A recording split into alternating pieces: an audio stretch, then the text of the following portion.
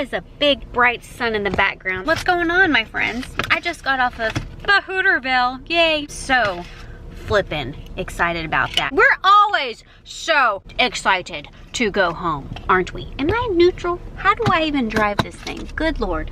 What is going on? I'm turning into one of those old ladies that are like, huh? Car? Functioning? Technology? Ew! That's where we're at in my life. Great. Whoa! I cannot see ever. Good Lord. Now I've also turned into one of those old ladies that brights are too light and freaking sounds are too loud. Like, oh. Please say a command. Call Dad's cell. Calling Dad on cell. Okay, so he got me so involved in this show on Netflix, like glued, hooked.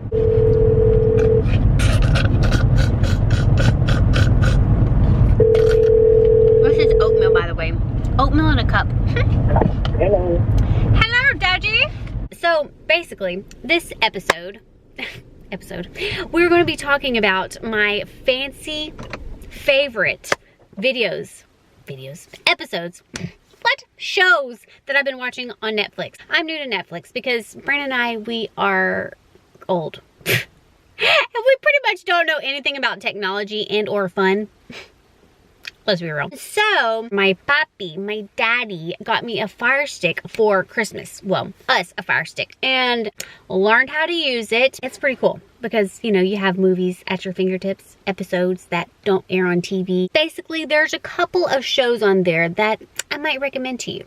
I don't know. Are you ready for it? Yeah! I have been so sucked into The Circle. Thanks to my grand old papi daddy.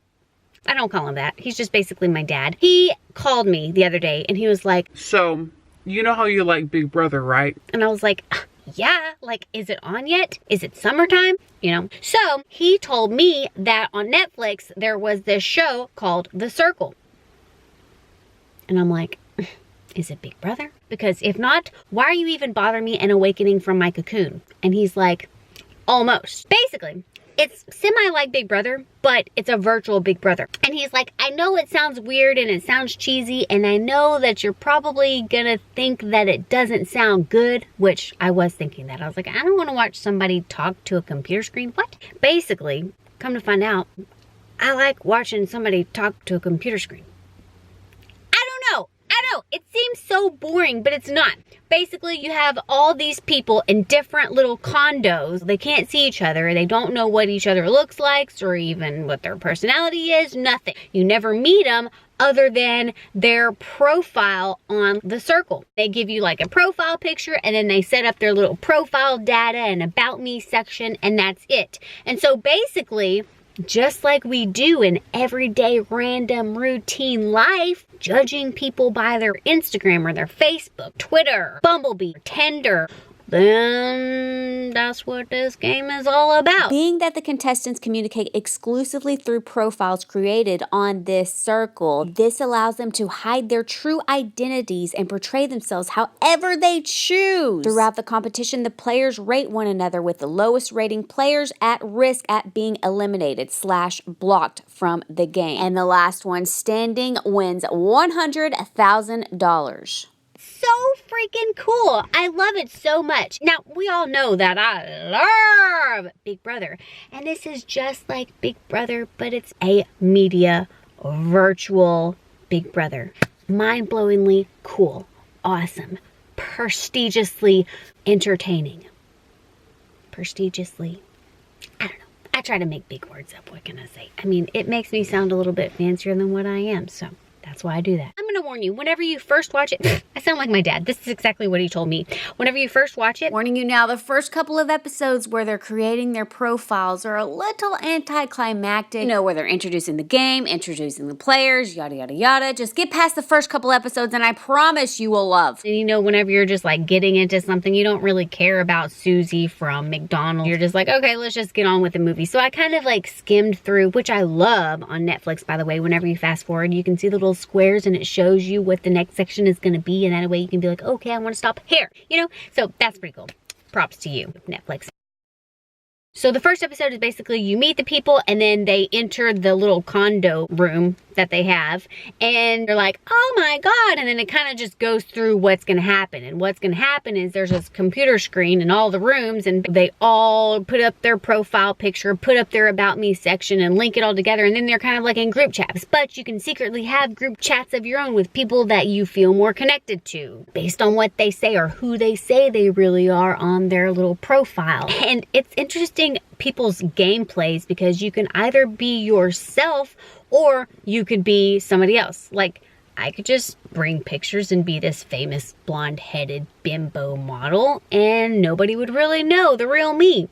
You know, it's just freaking cool. And I really got sucked into it. Now, don't get me wrong. I love my Big Brother still. The Big Brother will never, ever, ever be fortakeneth by any other TV show or Netflix show because that is my jam. But this will help me out in the meantime since Julie Chen lied to us and said that we're going to have a fall or winter Big Brother and we're really not. I mean, she didn't really say that to us, but she was tweeting all of these fancy little Big Brother things this winter, and I totally thought that she was trying to let us know or give us a little insight of a little Big Brother coming our way this holiday season. But I think she was just trolling us, and shame on you, Julie Chen, because I was super excited, and I waited in my little cocoon of a corner my whole entire winter season, not having fun, like I always don't.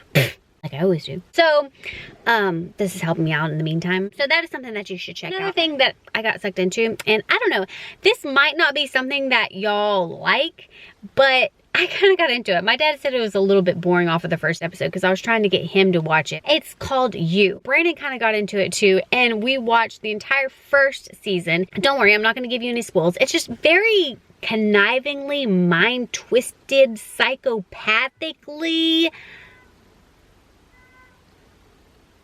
Do y'all hear that? That cow is having some birth.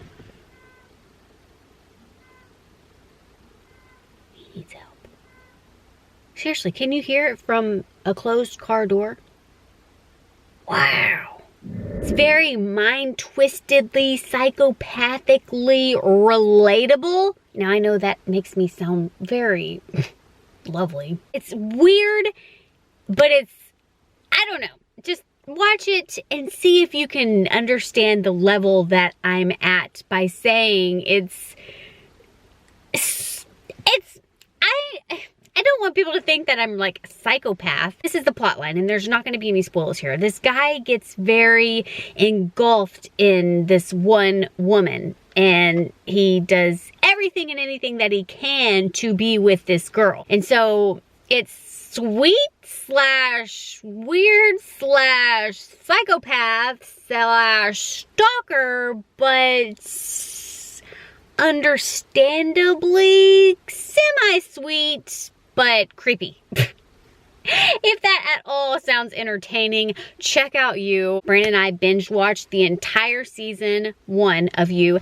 And for some reason, the next, I don't know if I was just getting so burnt out on watching something because I'm somebody that can't really sit still for long or be entertained for a long time. And watching so many back-to-back hours of the same show, it was just kind of like, okay, I'm done. So season 2, the end of season 1 is very like, oh my God, I have got to watch season 2 because I want to know what's next. And then I had that mindset and then I watched season 2 and it was just kind of like, no, just tell me what's going to happen. And it was kind of drawing out. So I think I was a little bit bored of it and I haven't turned it back on, but I probably will.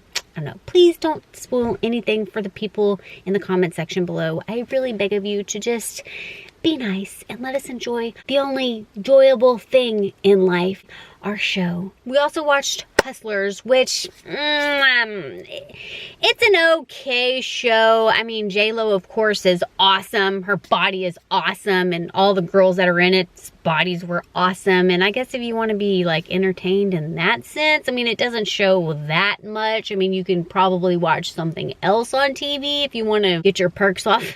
I don't know, I expected a little bit more and it was kind of just drawn out and I felt like it was like a low budgeted movie. Like I felt like it could have been a little bit more, I don't know, I was just a little bit bored.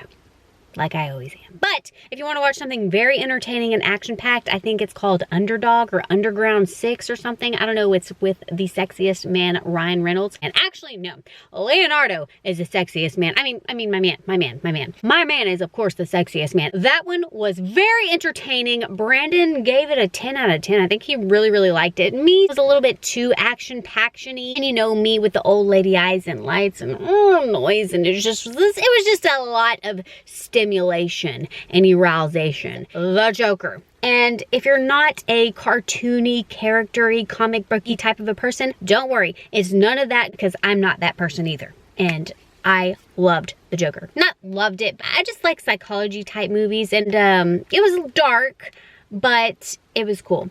And I actually watched that in the movie theaters, but it's on Netflix, so I felt like I had to add that in there. So it's definitely worth watching. Watch you something fun on Netflix. Let me know if you have any suggestions to watch something, because now that I'm a Netflix and chill kind of girl, I kind of want to Netflix and chill a little more often. Okay, talk to you later.